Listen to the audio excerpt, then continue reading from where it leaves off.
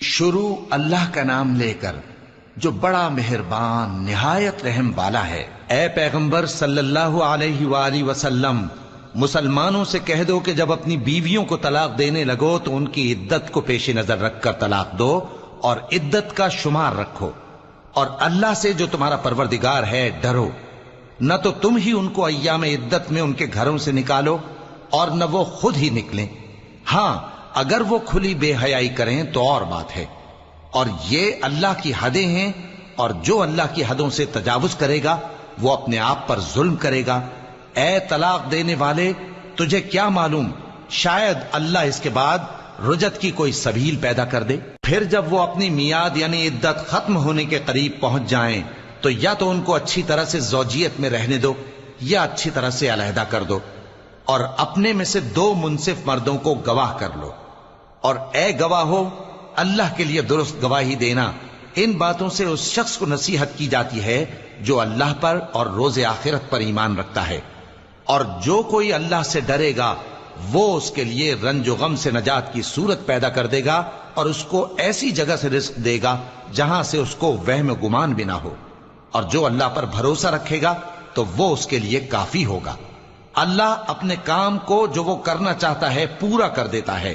اللہ نے ہر چیز کا اندازہ مقرر کر رکھا ہے۔ اور تمہاری طلاق والی بیویاں جو حیض سے نا امید ہو چکی ہوں، اگر تم کو ان کی عدت کے بارے میں شبہ ہو تو ان کی عدت 3 مہینے ہے، اور جن کو ابھی حیض نہیں آنے لگا ان کی عدت بھی یہی ہے۔ اور حمل والی عورتوں کی عدت وضع حمل یعنی بچہ جننے تک ہے، اور جو اللہ سے ڈرے گا اللہ اس کے کام میں سہولت پیدا کر دے گا۔ یہ اللہ کا حکم ہے جو اس نے تم پر نازل کیا ہے، اور جو اللہ سے ڈرے گا وہ اس سے اس کے گناہ دور کر دے گا اور اسے اجر عظیم بخشے گا۔ طلاق والی عورتوں کو ایام عدت میں اپنی حیثیت کے مطابق وہیں رکھو جہاں خود رہتے ہو، اور ان کو تنگ کرنے کے لیے تکلیف نہ دو، اور اگر وہ حمل سے ہوں تو بچہ پیدا ہونے تک ان کا خرچ دیتے رہو، پھر اگر وہ بچے کو تمہارے کہنے سے دودھ پلائیں تو ان کو ان کی اجرت دے دو، اور بچے کے بارے میں پسندیدہ طریق سے موافقت رکھو، اور اگر باہم ضد اور نا اتفاقی کرو گے تو بچے کو اس کے باپ کے کہنے سے کوئی اور عورت دودھ پلائے گی۔ صاحب وسعت کو اپنی وسعت کے مطابق خرچ کرنا چاہیے، اور جس کے رزق میں تنگی ہو جتنا اللہ نے اس کو دیا ہے وہ اس کے موافق خرچ کرے۔ اللہ کسی کو زیر بار نہیں کرتا مگر اسی کے لحاظ سے جتنا اس کو دیا ہے، اور اللہ ان قریب تنگی کے بعد آسانی کر دے گا۔ اور بہت سی بستیوں کے رہنے والوں نے اپنے پروردگار اور اس کے پیغمبروں کے احکام سے سرکشی کی تو ہم نے ان کو سخت حساب میں پکڑ لیا، اور ان پر ایسا عذاب نازل کیا جو نہ دیکھا تھا نہ سنا، سو انہوں نے اپنے کاموں کی سزا کا مزہ چکھ لیا، اور ان کا انجام نقصان ہی تو تھا۔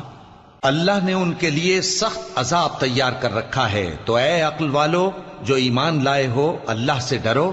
اللہ نے تمہارے پاس نصیحت بھیج دی ہے، یعنی ایسے پیغمبر جو تمہارے سامنے اللہ کی واضح آیتیں پڑھتے ہیں تاکہ جو لوگ ایمان لائے اور عمل نیک کرتے رہے ہیں ان کو اندھیروں سے نکال کر روشنی میں لے آئیں، اور جو اللہ پر ایمان لائے گا اور عمل نیک کرے گا وہ ان کو جنتوں میں داخل کرے گا جن کے نیچے نہریں بہ رہی ہیں، وہ ہمیشہ ہمیشہ ان میں رہیں گے۔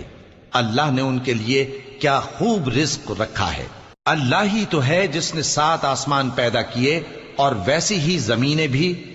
ان میں اللہ کا حکم اترتا رہتا ہے تاکہ تم لوگ جان لو کہ اللہ ہر چیز پر قادر ہے، اور یہ کہ اللہ اپنے علم سے ہر چیز کا احاطہ کیے ہوئے ہے۔